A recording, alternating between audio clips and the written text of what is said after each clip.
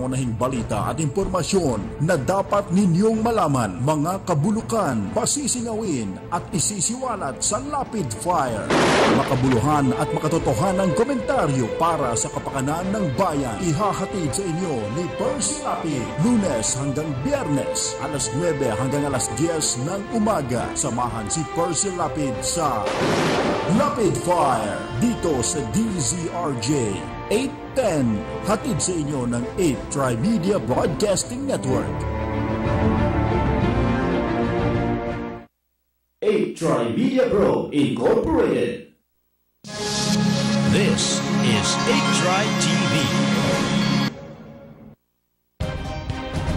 Balita at impormasyon sa mga napapanahong kaganapan, makatotohanang komentaryo at tunay na public service. Usapin sa kalusugan, entertainment, mga gimmick at papremyo. Lahat ng yan narito sa 8 Tri-Media Broadcasting Network, ang himpilan ng bawat Pilipino.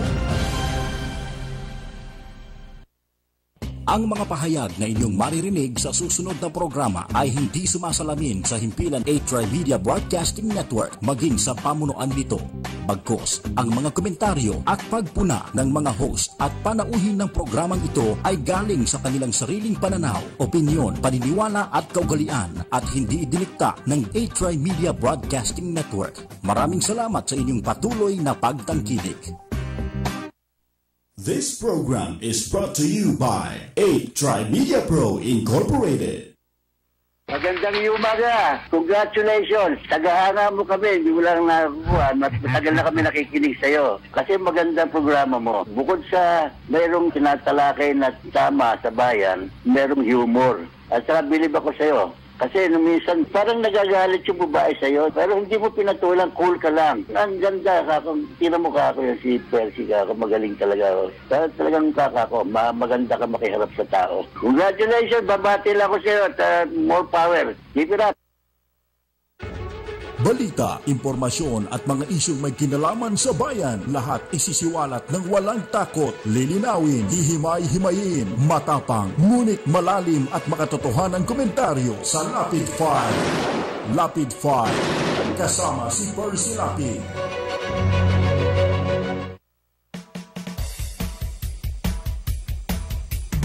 Percy Lapid Fire!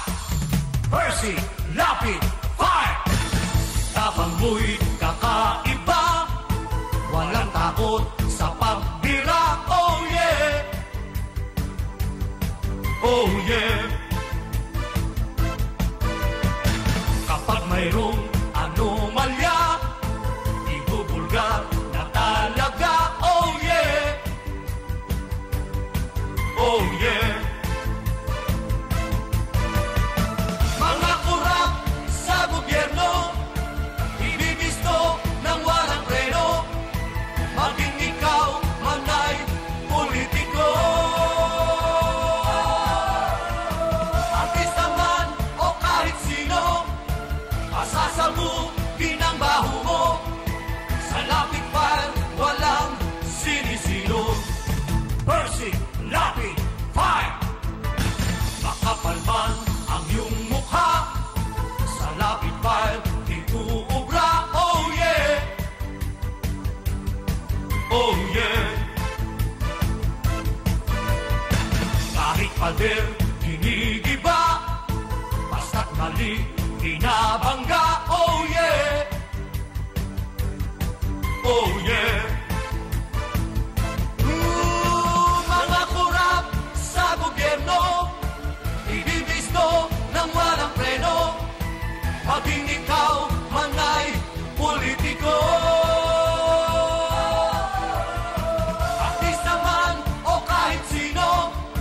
Pasasabugin ang baho mo.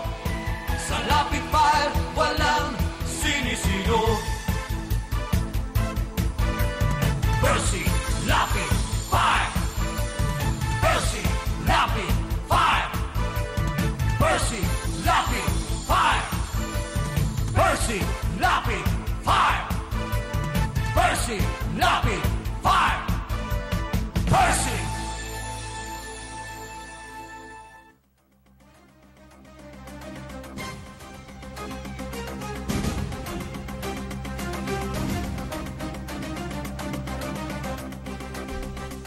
Okay, magandang umaga po sa lahat ng mga suki ng Lapid Fire. Ito po si Rose Novenarios, ang alam po ni Copper si Lapid. Ito po naman si Peter Talastas.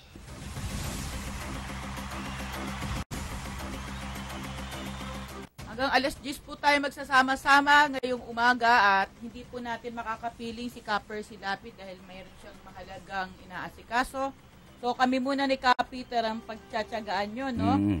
Yung mga gusto pong lumahok sa ating talakayan ngayong umaga ay maaaring tumawag sa landline na 412-0288 o pwede rin po kayo mag-text sa 0917-798-8910.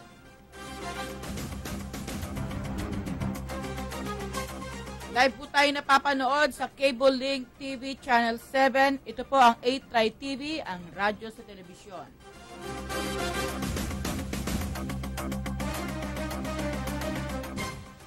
Ba, Ma'am Peter, hindi pa nakakaalagwa ng husto ang Duterte administration. Parang may may hump na dinadaanan. Bakit? Dahil Tungkol itong saan? itong Supreme Court kahapon pinatigil yung implementasyon ng mga ordinansa hinggil sa curfew sa 3 syudad sa Metro Manila. Quezon City, Manila at Navotas. Nagbaba ng TRO. Oo, nagbaba sila ng temporary restraining yung order. TRO na ibinaba, indefinite. Oo. Ha? Kumbaga, kung kailan nila gustong mapagtripan. desisyonan. Ngayon, hindi naman ang ibig sabihin yan tapos na kaso, ha? Kundi aantayin pa natin yung final na nahatol ng Korte Suprema. Oo, kasi ang sabi nun, petitioners ng grupong Spark, grupo yan ng mga kabataan na sabi nila, labag daw ito sa batas, sa kanilang karapatan doon sa Juvenile Delinquency Act. Sa Constitution pati, no? Oo. Yung karapatan nila na maglakbay.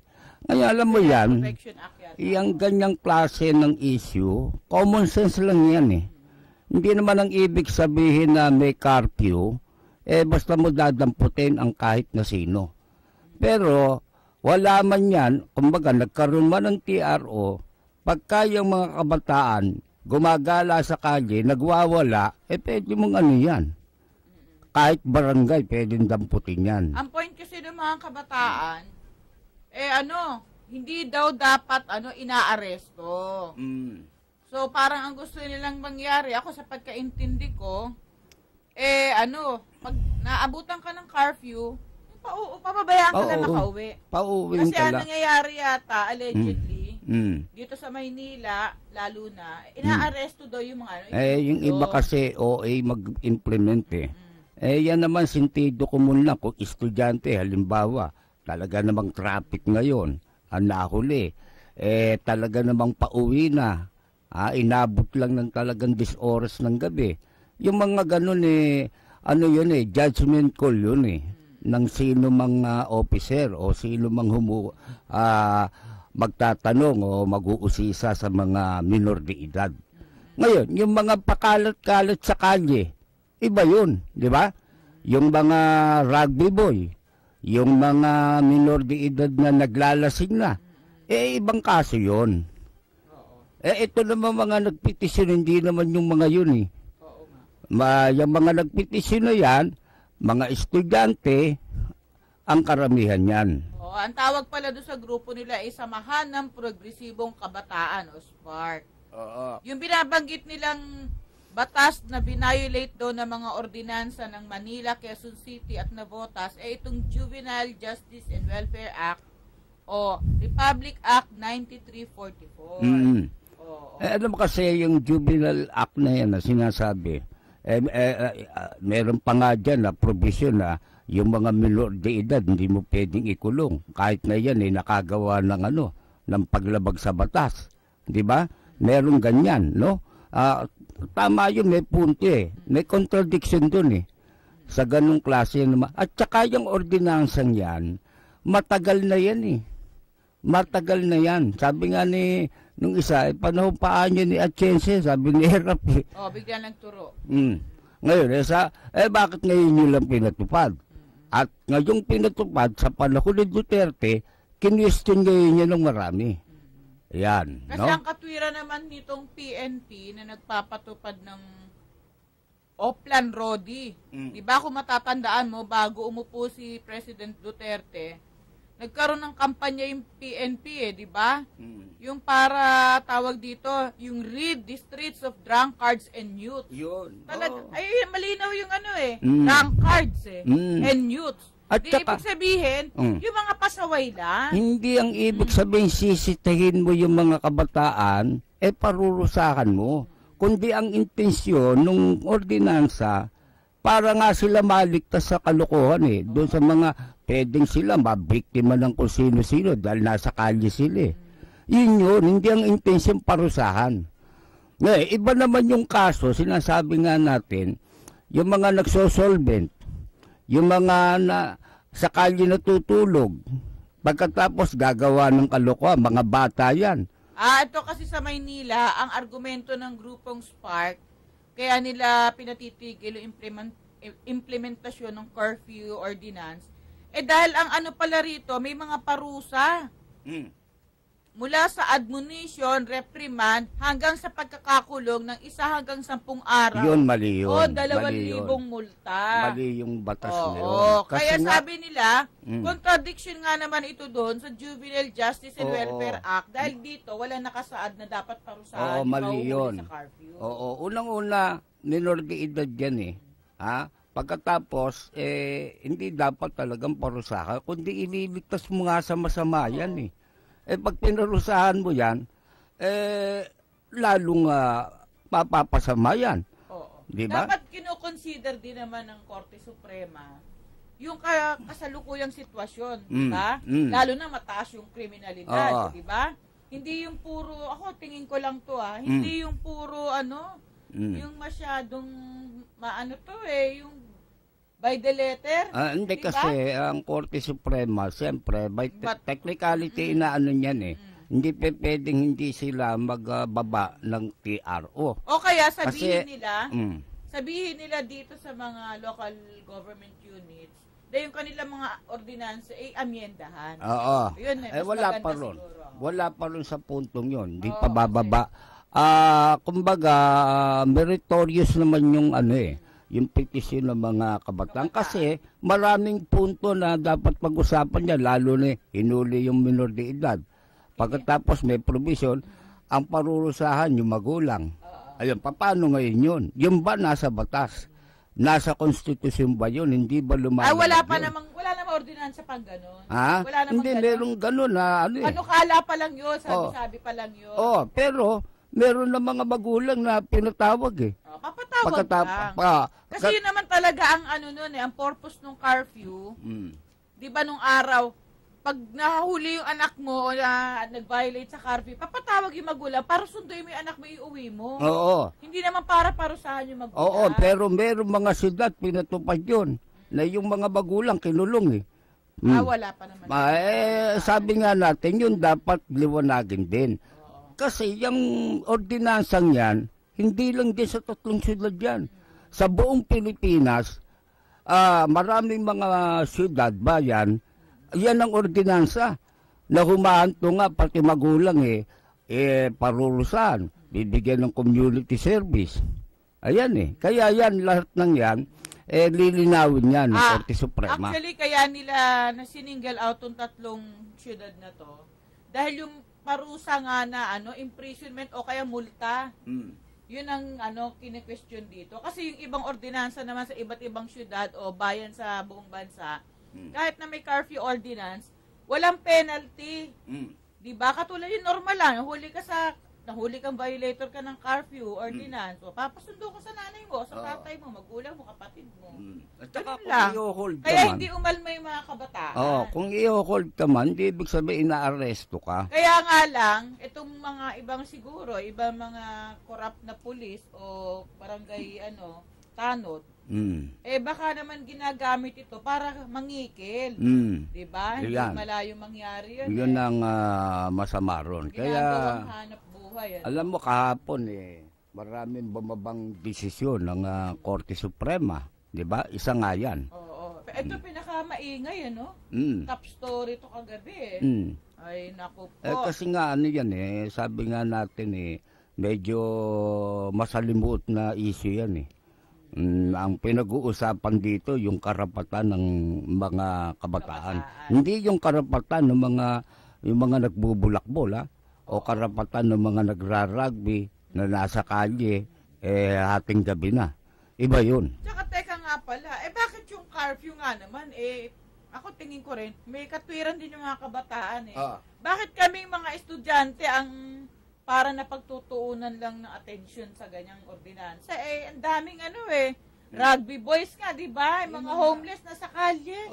Yun nga. Bakit yun hindi nyo unahin? Dapat, ang mga estudyante exempted dyan. O kaya yung mga nagtatrabaho. Kung nakikita mo naman may ID, naka-uniforme, bakit mo Okay, may lehitimong dahilan na bakit sila ginabi. Di ba? May ginawang project. Ngayon, ito ngayon ang question dyan. Halimbawa ako, polis. Nakita ko isang batang-bata, estudyante, 11 anyos, nasa kalye. Ano gagawin ko? Pababayaan ko yan? Iyan ang question dyan Dapat ihatid. Ayan. Pababayaan ko ba yan? Kasi sabi, maghulihin ang isang tao, lalo't bata, pag nilapitan ng pulis, at ang akala niya hinuhuli siya.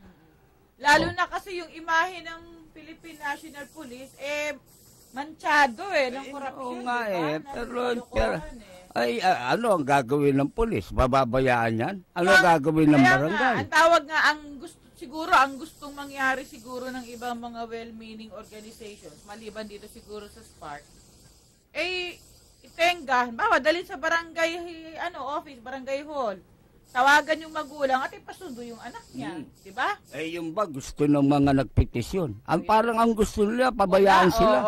Masama yun. Sapagkat ang Estado, may karapatan na pangalagaan ka.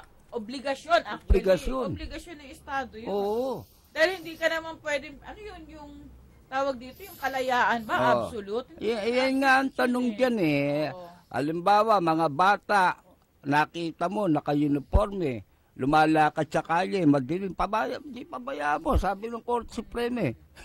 Paano ngayon yun? Yan ang question dyan. Dapat marami isinaalang-alang, bago ito dinesisyonan. Kasi mas, napaka-urgent ba nito? Urgent din yan. Dahil sa, alam mo naman, ako palagay ko dahil nagagamit sa korupsyon. Lalo sa Metro Manila, napakahirap umuwi. Dahil sa traffic, yun, isa pa yun sa dapat i-consider din ng Korte Suprema. Napakahirap. Halimbawa ako, minor de edad ako. Klase ko matatapos alas 8 ng umaga, sa Maynila ako nag-aaral, di ba? Uuwi ako halimbawa ng Quezon City. Sobrang traffic, aabutin ako ng alas 11, di ba? Anong gagawin ko? Kasalanan ko bang naipit ako sa traffic ko? Ayan mga 14 anyos, di ba? Nakakauwi na mag-isa yan paano kung 10 oras ng gabi? Kaya nga unang-una nga dyan magiging problema yung traffic nga Traffic. Lalo na pag ganitong tag-ulan, babaha. Ay nako. Hindi naman nga basta. Mabuti nga na medyo nabawasan na yung mga snatcher, takot na. Kasi itinutumba na rin. Pati yung mga napansin ko yung mga kinaiinisan ko mga barker, na mga addict, parang nababawasan na nga sila. Hindi ko na nakikita yung mga dating talagang bumaba dahil sa natakot na Kasi hindi lang ang itinutumba ngayon, addict o puser. Pati yung mga holdupper, carnapper, snatcher. Pati pulis. Pati pulis, sipin mo. Alam mo, nagkaroon ng kagabi, napanood ko sa balita, etong tinutukoy na pulis na tinumba nga senior inspector, di kapitan yun, di ba? Magre-retire na siya next year. Bimedal, Alam mo naman yung mga bimedal lahat yan. Diba? Sobra, ang daming mga... Ibig ko sabihin, yung pagiging ninja ba niya, recently lang? Matagal na yan. Bakit siya binibigyan ng mga parangal kung matagal yung ginagawa? Alam mo, yung parangal na ibinigay niya, wala namang kinalaman doon sa pagiging ninja niya, kundi siguro doon sa ibang achievement niya. Nakapatay siya ng mga Pero Pero ibig ko sabihin, dapat din siguro, bago magbigay din ng parangal tong PNP, medalya sa mga miyembro opisyal nila, tingnan din lang na hindi ba yan nga ang ginagamit na lang laging depensa? Kuha niya, bimedal. Oo nga pala, Diba? Lagi yan eh. Si Mayor Loot, no? Oo, bimedal ako. Marami na akong parangal. Wala yun, yung mga parangal na yun, alam mo naman yun eh. Di ba? Hindi ang ibig sabihin, hindi nagagawa ng kalokohan yun. O hindi na masasama sa sindikato. Hindi naman yung pasaporte para Oo. ideklara kang ano. Yan nga mga binedal, ang matakot ka. Kasi yung mga yan, matitindi yan. Saka ako tingin ko, hindi naman masisikmura mo ba yung kapwa mo pulis, papatayin mo. Ayun. Kung hindi totoo yung ginagawa niyong krimen, di ba? Ang pintas ng iba, ang napapatay lang niya mga piyait-piyait lang. O, mga daganding-ding. Mga pobre, mga adik time. lang sa kalye, puser lang sa kalye. Ito, paano to? Ito, pulis. Opisyal ng pulis. At hindi itong kauna-unahan. Marami ng pulis na tumutumba. At saka meron pa sa sa Valenzuela yung check. Yung in-check. Yun, drug lord. Big time drug lord. Mismo sa loob ng laboratorio ng Kaya, huli, no? sa ngayon, wala ka nang masasabi na talagang ang kampanya ni Duterte matindi. Talagang lilipulin niya yan. At yung mga drug lord na yan, isa-isa nang tutumba yan. Kaya iba nag-alisan eh. Siyempre, matatakot na. May mga pera yan. Pupunta na sa abroad yan. Sabi nga ni, di ba, ni President Duterte sa zona niya, anong gagawin natin sa mga drug lord? Wala naman dito sa Pilipinas yan.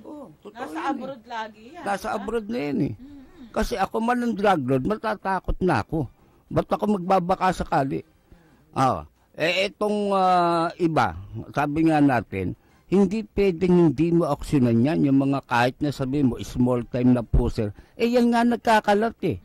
At ang droga, andyan nga sa, mahihirap eh. Yun nga ang nila, isa sa mga layunin nila, yung mabawasan, yung mga parokyano, di ba? Sino bibili kahit ba drug lord ka, ang dami mong shabu sa bodega mo, wala ka naman pagbebentahan.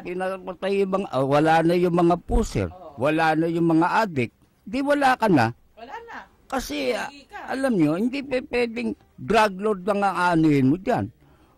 Kasi andyan yung shabu eh, hindi pa naman lahat yan nahuhuli. Ang dami naka-imbak dyan. Isipin mo, doon na lang sa panahon ni Noynoy, 6 na taon. Nag-imbak yung mga yan. Hindi agad-agad mawawala yan. Pero, dramatically, mababawasan niya ng malaking porsyento. Malaking porsyento na actually, Wala pang isang buwan, si Duterte. Ros, alam mo naman yung tsuhin mo, si Duterte. Ibang klase yan, di ba? Si Chong Dikong. Si Chong Dikong. Di ba? Sus Mario Josep. Kaya nga, marami ang humanga. Kahit si Lacson di ba? Iba na tono ni Ping ngayon. Nung una Senator Lacson. Hindi niya kaya yan ako. Pandabaw ka lang. Naging chief of police ako eh. Chief Ayan, sabi? Ngayon wala pang isang buwan, nakita nyo na. Di ba? Ganyan yan. Tsaka ang ginagawa ni Duterte, lahat ng mga chief of police o direktor ng isang probinsya na walang masyadong achievement dyan sa anti-drug campaign, tinatanggal. Chugi. Ano sabi? Performance audit Ito naman salita ko lang Ba't walang tumutumba dyan?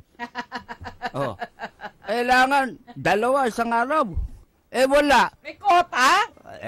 Hindi ko masasabing ganun. Ako lang yun, di ba? Ay, naku. Alam mo, hindi ho natin, ito lilinawin lang natin. Hindi natin ikinatutuwa na may mga namamatay tayong kababayan. Pero, ang lagi nating sinasabi, dapat yung ginagawa natin, yung tama. Huwag tayo lumabag sa batas. Kasi kung normal lang yung buhay natin, ginagawa natin yung hindi paglabag sa batas, lagi tayo sumusunod sa batas, di ba? Wala ka naman actually magiging problema Di ba? Kaya ka lang magiging problema kung may nilalabag ka sa batas. Alam mo yung mga ganyang kinikilos ng pulis, order ni Duterte yan. Sabi niya, Maliwanag akin yan. ito. Sagot ko yan, sabi niya. Ay, ano pa yun? Wala yung sinasabing, yung mga drug lord, wala magagawa yan. Ako, kahit na ano pang propaganda ang gawin nila, gumamit man sila ng PR, wala mangyayari. Hoy, mag-iingat po kayo sa mga PR ngayon, ha? Oo. Kasi yung drug lords mukhang pumusta eh.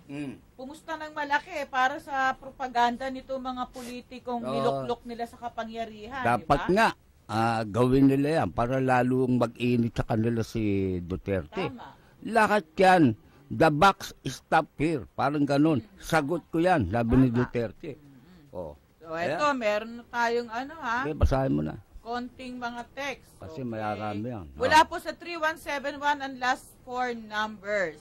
Sabi niya, nagyabang na naman ang mga congressman at senator sa SONA, mga ubod na mamahaling flashy cars ang nakaparada sa House of Representatives. Kailan ho ba makakabalik si Mayor Lim, ang tunay na butihing mayor ng Maynila? Okay, sabi niya, hindi na binabawi ng government ang mga ninakaw ng 2 hayop na convicted plunderer. Isa pa lang po ang convicted plunderer, si Era pa lang to So, sagutin natin yan. Yung pong kaso ni Mayor Lim laban kay Erap Estrada, nasa COMELEC pa po. Inihintay na lang po nila na magkaroon ng tapos na yata yung pag-submit ng mga mabilis yan, mabilis yan. Summary, Kasi alam mo naman, konti lang naman ng dyan bibilangin kung sakaling mag-recount. Tinukoy naman simple lang naman ang issue dyan sa petisyon ni Mayor Lin. Kaya ang alam ko dyan, madali yan. Kapalagay ko, hindi mag-iisang taon magdidesisyon na tungkol dyan. Ang reklamo kasi ni Mayor Lim laban kay Erap, i-disqualify siya dahil sa malawakang vote buying. Diba? Una yon. Yung pangalawa, nagpetisyon siya para ipawalang bisa yung proklamasyon kay Erap bilang mayor. Dahil sa maraming ang alingas-ngas na naganap nung election day. Diba? So, hintayin na lang po natin yung mga magiging kaganapan dyan sa COMELEC. Okay, tuloy natin yung pinag-uusapan natin kanina. Ito namang mga pare, ang ginawa naman, pinatawag yung mga namatayan, no? Yung mga kamag-anak ng pinatay na drug pusher, para daw ipagpamisa, yung mga pusher na namatay. Paano yung mga naging biktima niya? Hindi nyo ba pagpapamisa? Ayun. Hindi ba? Oo. Alam nyo, sa totoo lang, masyado nating tawag dito, binibigyan ng diin pag yung kriminal ang namatay. Oo. Pero pag yung biktima ang namatay, wala naman kumikibo. May pare bang kumibo? Ilan ang pinatay niyan? Ilan ang ni-rape na mga adik? Ilan ang pinatay yung anak sanggol? Yung ba hindi niyo pagpapamisa? Yun ang tanong doon. Bakit ang ipagpapamisa niyo itong mga kriminal? Tatanggapin ba ni San Pedro yan? Baka hampasin ng manok ni San Pedro yan. Bakit tayo pipili o tapos magpapaano sa media ng pagmimisahan natin? Mas maraming dapat pagmisahan na matino kaysa sa walang yan. Kaya nga narinig ko yung interview doon sa isang obispo. Ako, Katoliko po ako, pero siyempre, pag mali po yung simbahan, kinukontra ko. Ang mali. Tama ka. Talaga, mali? Mali ang ginagawa nyo. Na ipagpapamisa nyo na mapunta sa langit itong mga tarantadong kriminal. Hindi nga tatanggapin ni San Pedro yan. Baka pati kayo hampasin ni San Pedro. Di ba? Ipatuka kayo sa manok. Oo, ang daming manok ni San Pedro doon. Sabi nga ni Duterte, di ba? Ang daming panabong ni San Pedro doon. Baka pati kayo hindi makarating doon. At saka, yung bang mapupunta sa langit kayo may pipirma kung sino pupunta ron? Kayo ba bibigay ng passes? Kayo, may visa, bibigyan yung visa papunta ron. Kalukuhan yun, di ba? Ako, Diyos ko, itong mga paring to.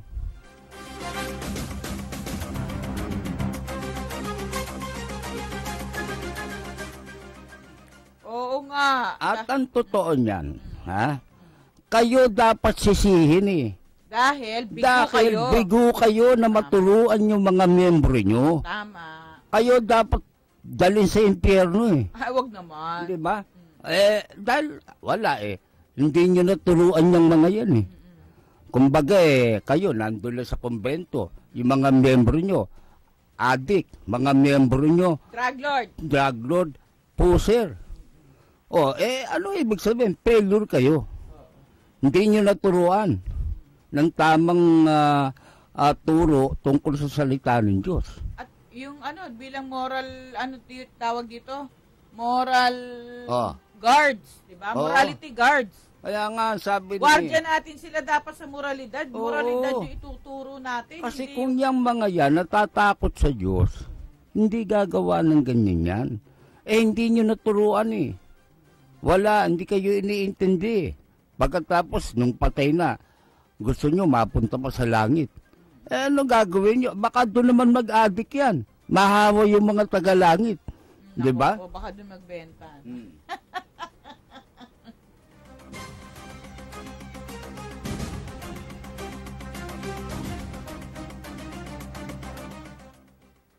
Kaya dito sa kanyang ang haba nitong sona eh. Kaya itong sona niya talaga, binigyan diin niya no? Ay, teka, yung kamo mga pumipintas naman, Diyos ko naman itong mga tao. Oo, teka, balik tayo sa sa sona tayo. Sona, sige.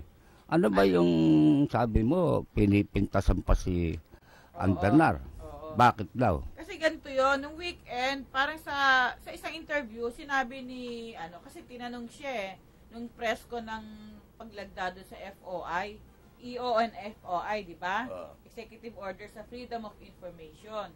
So, tinanong siya ng media kung ano yung masasabi niya dun sa ilalaman ng SONA. Sabi niya, siya daw napaiyak. Sabi niya, siya napaiyak. So, nung dumating ng Lunes, i-deliver ni Presidente Duterte yung kanyang SONA sa loob ng 1 oras at 38 minutes. Ang daming adlib di ba? Nagpapatawa siya, marami siya hindi binasa. So, ang sabi naman ng ibang netizens, so ibang mga tawag dito, fence-sitters, yung mga nakatanghod lang. Bakit daw wala naman daw nakakaiyak? Sa sinabi ni Duterte, bakit daw to si Communication Secretary Andanar sinabi nakakaiyak daw. Alam mo, hindi naman ang ibig sabihin nun literal magngangawa ka ron. Ano gusto mo sa Kongreso, magngangawa yun? Yung pa mga kongresista, ngangawa ba yun? Then saka ganito, ang sinabi naman ni Andanar, napaiyak ako. Hindi ko naman sinabing umiyak din kayo Oo. Diba? Ibig lang sabihin niyan, na-touch siya. Oo. At totoo naman kung talagang iintindihin mo yung State of the Nation Address ni Duterte, matatouch ka. Kasi si Duterte, totoo kung magsalita. Ayun yun. Diba? Oo. Saka talaga namang ako, medyo, rin ako nun nung pinakinggan ko yung pagsusulong niya nung, peace. Yung sinasabi niya, ang trabaho niya bilang presidente, ipairal yung kapayapaan. Meron pa nga ako narinig isang broadcaster pagkatapos ng SONA. Sabi niya, maiyak tayo. Natawa ako Ang daming mga silita, nakakatawa. Isipin mo yung insultong yun, no? Mababaw pagka ganon. Ngayon, linawin natin to, no? Yung SONA, yan obligasyon ng presidente na magpunta dyan. Taon-taon, nasa konstitusyon yan. Ang totoo niyan, siya nagbibigay ng report sa Kongreso. At sa bansa. At sa bansa. Kaya nga, yun ang Kongreso, yun ang kinatawan ng tao Doon siya nagbibigay ng ulat. At saka sa bansa. At yan obligasyon ng isang presidente yan. Lalo na ngayon na nasa normal tayong sitwasyon. Ganyan yan. Ito may kopya kasi tayo, no? Ito yung sinabi ni Duterte, if we cannot as yet love one another, then in God's name, let us not hate each other too much. Tama. So it was said, I say the same to you. Diba? Kasi ito yung pinatutungkulan naman niya rito, yung pagsusulong nga niya ng kapayapaan dito sa ating Muslim brothers at saka dito sa CPP and PNDF. Sabi niya nga nararamdaman daw niya yung sakit at saka pamimighati yung mga namamatayan, di ba? Maraming nagiging byuda dito sa mga bakbakan, di ba? Maraming batang naulila. Sapat ba yung binibigyan mula ng cash assistance yan, ng scholarship, yung mga naulila? Nasira buhay niyan Nawalan sila ng padre de pamilya, halimbawa, o kaya nanay, di ba? Ibang issue yun diba? Yun yung sinasabi ni Duterte. Kaya sabi niya, kaya siya nakikipag-reach out sa mga rebelde, kaya gusto niya magkaroon ng kapayapaan sa Pilipinas sa ilalim ng kanyang administrasyon. Yun siguro yung tinutukoy ni Andanar. Oo.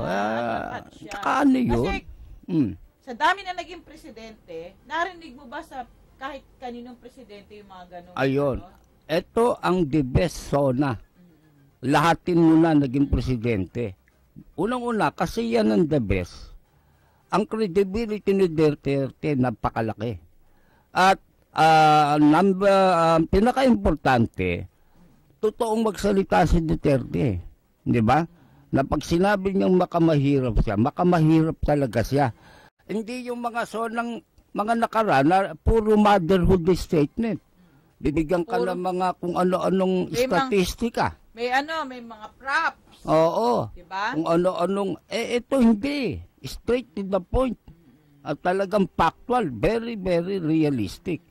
Yan ang style na nakita natin sa pagtatalumpati ni Duterte. Hindi lang nagtatalumpati. Kita mo, karaniwa, conversational lang niya. Para nakikipag-usap lang sa karaniwang tao. Na intendido ng masa. Yan ang napaka-importante dun sa zona na ginawa ni Duterte. Ito pang mabalik tayo dito kay Lacson. Ay sabi niya, marami daw mga adlibs na hindi naman daw kailangan sabihin doon. Alam mo, nagpaliwanag si Duterte. Kaya niya pala hindi binasa ng buo yung kanyang zona dahil nahihirapan siya magbasa doon sa teleprompter dahil yung kanyang salamin bago. Alam mo, naduduling daw siya, nagdodoble-doble yung letra. Kaya nag-adlib siya na nag-adlib. Yung sinasabi ni Lacson na mayroong mga adlib na hindi na kailangan. Totoo yun. Hindi naman talaga na adlib kailangan. Pero dapat na naroon. Diba? Para maiduktong mo yung mga importanteng punto. Kaya lang may adlib. Hindi ang ibig sabihin nun very strict ka na may mga sentensya, salita, na kailangan wala na ron. Kaya tsaka nga bigyan natin ng punto yung sinabi nga ni Duterte. Na kaya niya nga hindi binasa yung iba dahil nga hindi niya na mabasa. Nadudulig siya. Nagdodoble-doble yung tingin niya. Kaya yung thought nung hindi niya binasang topic, yun yung inadlib niya. Tsaka alam ba ninyo na talagang ugali ni Duterte, hindi naman talaga nagbabasa yan nang ganyan, ng prepared speech. Ang forte ni Duterte yung spontaneous. Kasi totoong magsalita, si Duterte, yun ang importante ron. Dapat kasi yung talumpati, magmumula from the heart. Galing sa puso, hindi galing lang sa teleprompter. Wala At saka yung ibang mga presidente, na narinig natin nagsura, hindi naman pinanood Magsasawa ka Pero si Duterte, kahit 2 oras magsalita yan, pinanonood ng tao. At saka alam mo ba, parang yung sitwasyon, ewan ko lang kung may report na yung PNP, kung ito nagkaroon ng zero crime. Walang iniwan sa laban ni Pacquiao. Yun Lahat ng tao nanood. Nakatutok. Hindi bumikli hanggang sa matapos si Duterte. Ultimo nasa jeep, yung may radyo, sa bus, may TV. Sa UB Express, may radyo rin. Taxi, meron din. Lahat, pinakinggan. Tumigil lang di ba? Sa mga terminal na mga tricycle, nakatutok. Ultimo mga tricycle. Saan kayo nakakita? Yan ang the best na zona. Kakaiba talaga. Yan breaking the record. Kaya kahit nung panahon ni Manuel Quezon, lalo na wala naman television nun. Wala, bihira kung meron man, no? Radyo, bihira din ang meron nun. Ito ibang klase. Di ba? Yan, nakita na. Si Noynoy, nag-sona. Yung una lang pinakinggan Nung nagitna na, alisan na tao. Wala nang kwenta sinasabi. Puro pangako na lang eh. Puro paganda na lang ng retorika. At saka puro paninisi. Oo. 'Di ba? Eto si Duterte, intro pa lang nung SONA, sinabi niya hindi siya maninisi. Oo. 'Di ba? Kahit na nagkapalpak-palpak yung LRT, MRT. Etong NAIA, walang sinisi, no?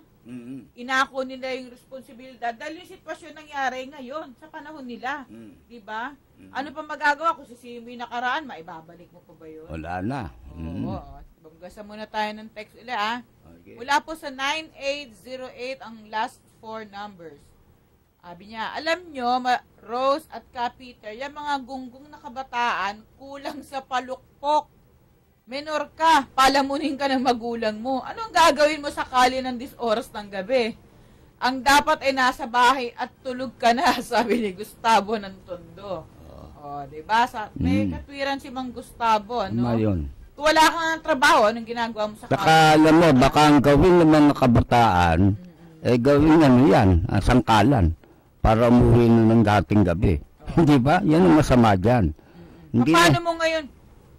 Paano ngayon makakatulong yung gobyerno para magkaroon tayo ng matitinong kabataan? Di ba?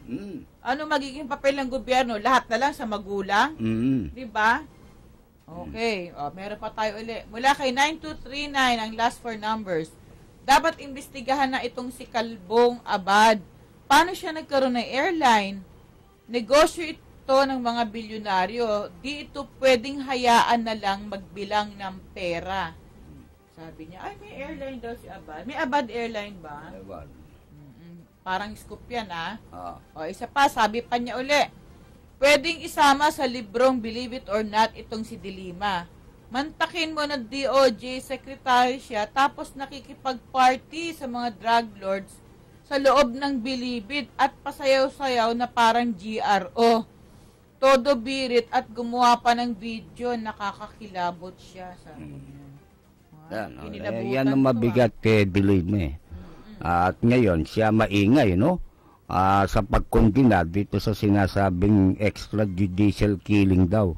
At bala ka, imbestigahan pa eh. Oo nga, nag-file siya ng resolution.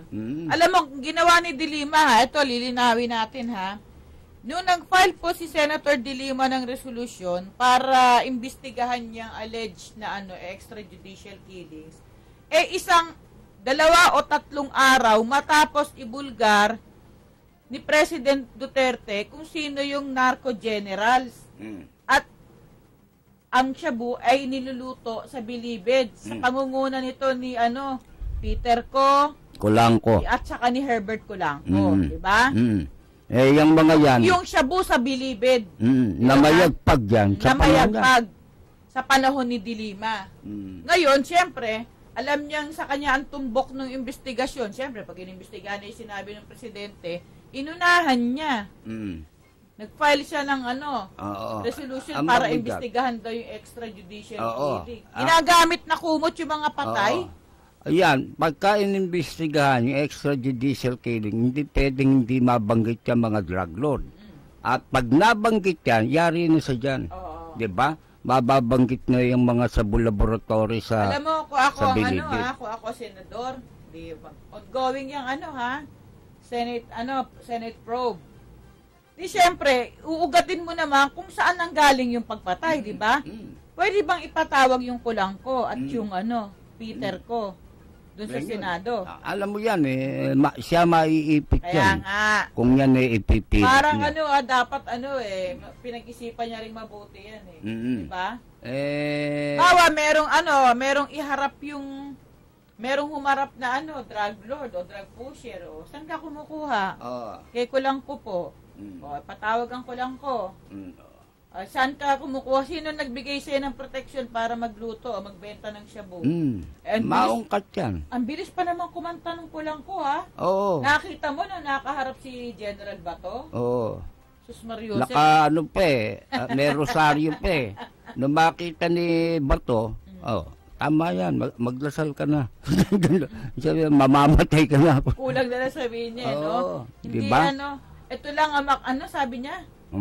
Hindi daw Diyos ang, Diyos lang ang makapagliligtas sa kanya, parang gano'n ang sabi, no? Diyos na lang makapagliligtas sa'yo. Oo nga. Di ba?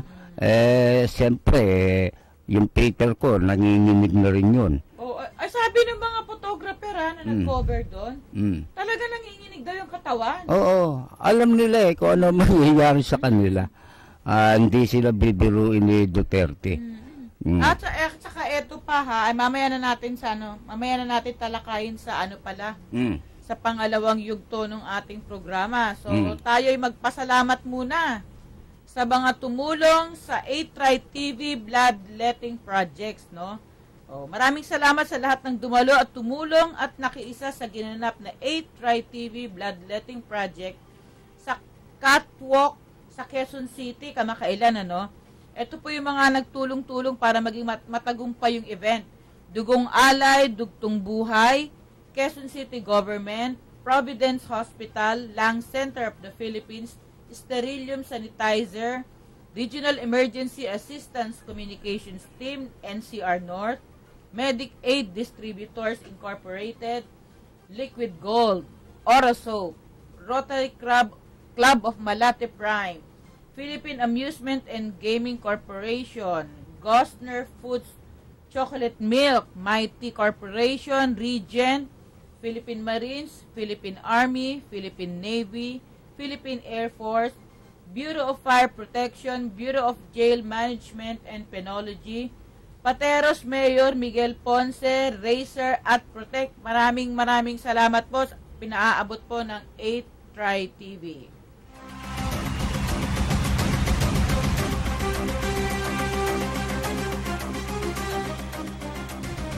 Pwede rin nyo po kaming subaybayan sa ating Twitter at 8Try Media. Yung 8 po ay number. O kaya po sa Instagram na at 8Try Media rin po. Yung 8 din po ay number. O pwede rin nyo po kaming i-follow sa ating Facebook account na facebook.com/8trymedia at sa ating website na www.8trymedia.com.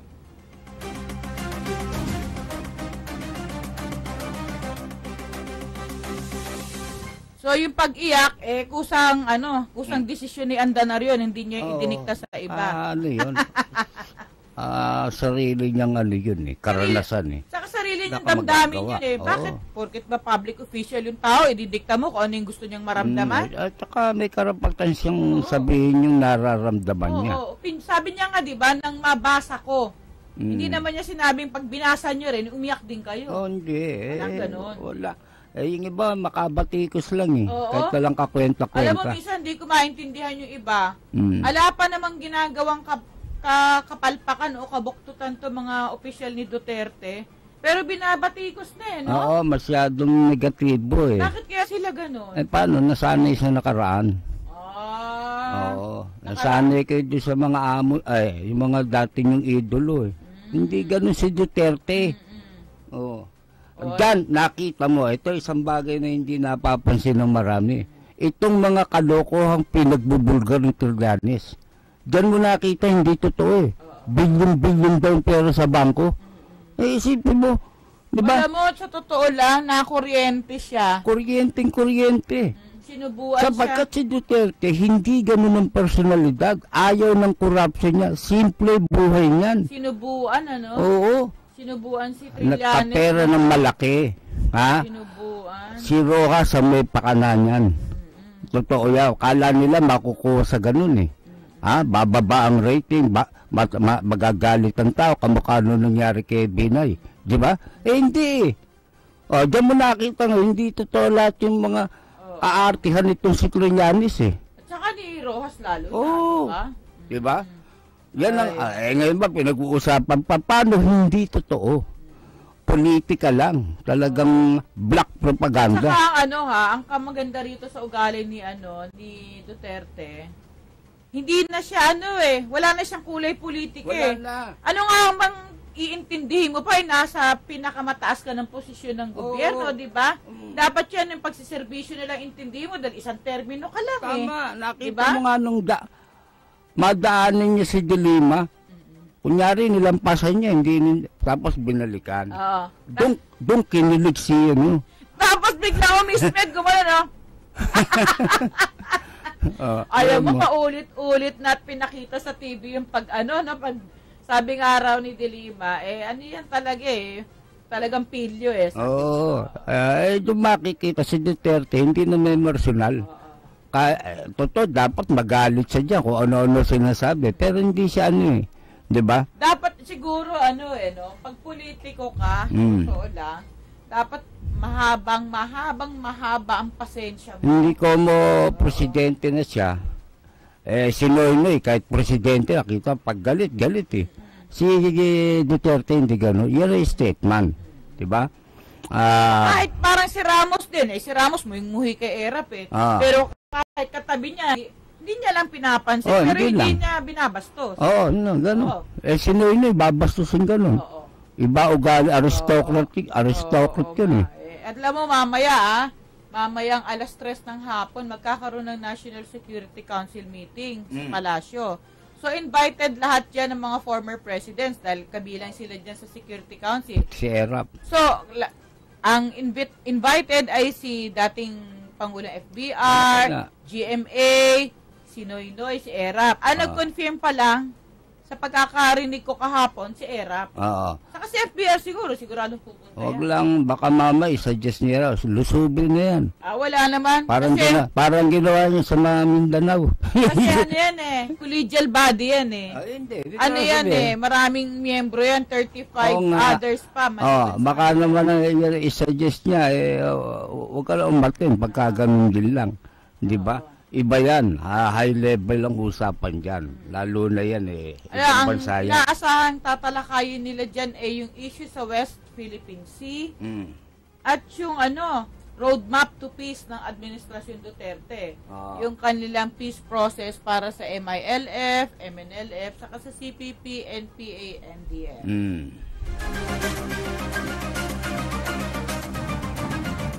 Alam mo si Pinoy, 6 na taon sa Malacanang yan, Ni minsan, hindi niya pinulong yung National Security Tamad Council. yun tamad. Walang pakialam.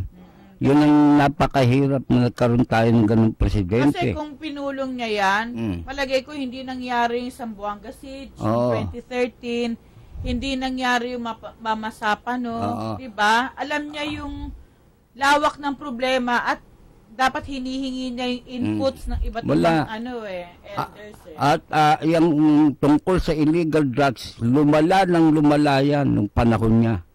Kahit ilang saglit hindi siya kumilos laban dyan At hindi nagsalita. Alam mo, matandaan mo nung ilang beses nagpasiklab tong si Senator, si Justice Secretary De Lima pa nun, di ba? Raid sa Bilibe, di ba? Nung malapit na siya magdeklarang kakandidato, ginawa niya yun Alam mo ba, hindi nagsalita si Noynoy laban sa drugs sa Bilibe?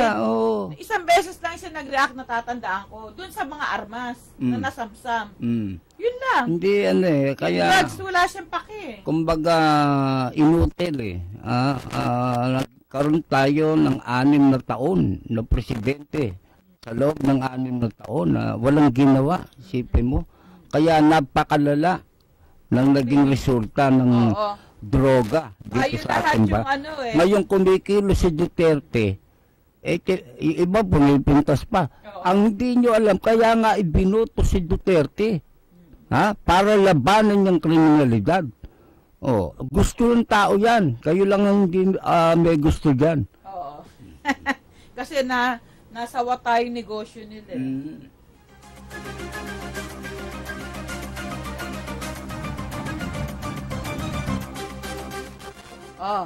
Basa muna tayo ulit ng ng text. Mula rito kay 9239 ang last 4 numbers.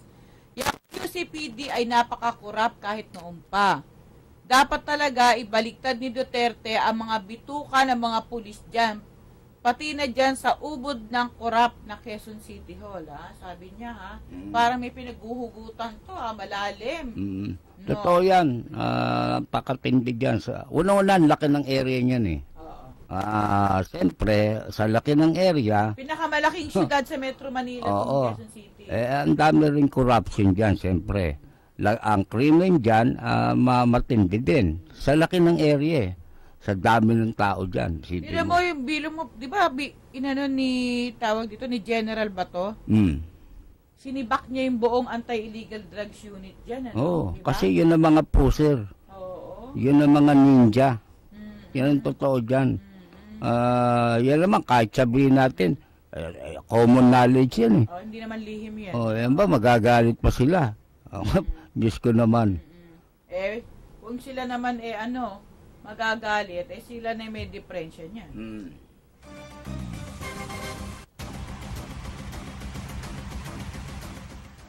Alam mo, kahapon nagpunta si President Duterte dito sa sa Fort Magsaysay, sa Nueva Ecija. Kinausap niya yung mga sundalo.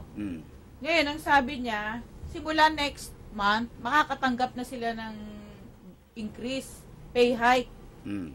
Sabi niya. Magandang balita. Magandang balita yan. So, siyempre, tataas ang moral ng mga sundalo natin. At baba lang sweldo niya mga yan eh. Totoo lang. Tapos, ito. Ang sabi niya, di ba kasi unang statement ni Jokno 2 weeks ago, walang budget yung gobyerno para dyan. Di ba ang gusto ni Jokno, unahin muna yung pagbabayad sa pensyon ng mga retired. Dahil matagal yung di ba? Marami silang utang sa mga retirees no?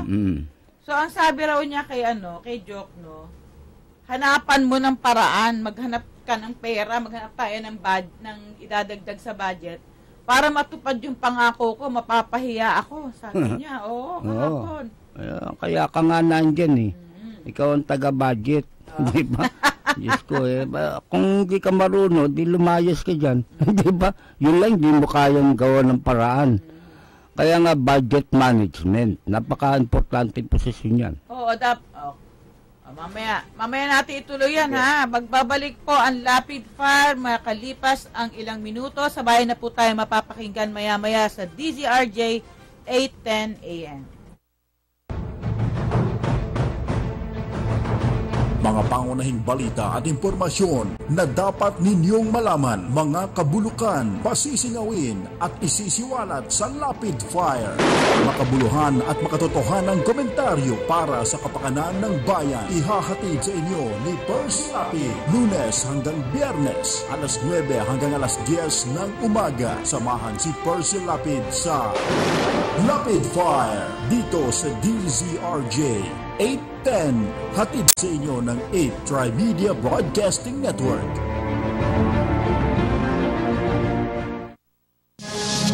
This is 8 Tri TV.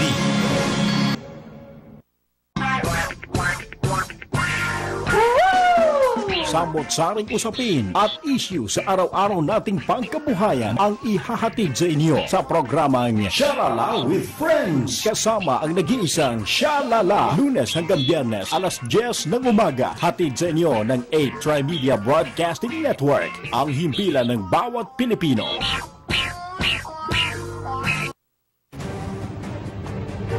Alagad ng public service, tunay na mapagkakatiwalaan, korupsyon at katiwalian, hindi urungan, katapat at karancho, mga tunay na tagapagtaguyod ng katarungan. Ang inyong katapat, Mayor Fred Lim, at inyong karancho, Miguel Hill. Katapat at karancho, samahan sina Mayor Fred Lim at Miguel Hill. Alas 11 hanggang alas 12 ng umaga, Lunes hanggang Biyernes. Katapat at karancho dito sa DZRJ 810, hatid sa inyo ng 8 Tri-Media Broadcasting Network.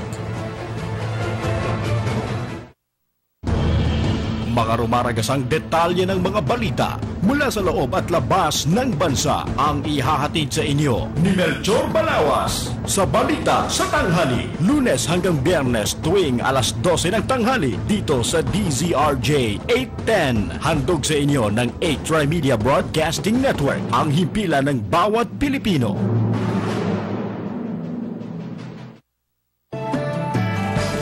Noon, ngayon, at kailanman, ang musika ay patuloy na sumasalamin at nagbibigay inspirasyon sa ating buhay. Musika, noon at ngayon, mga awiting nagbigay kulay sa ating buhay noon at siyang patuloy na nagbibigay ng pag-asa hanggang sa ngayon. Musika, noon at ngayon, ihahatid nila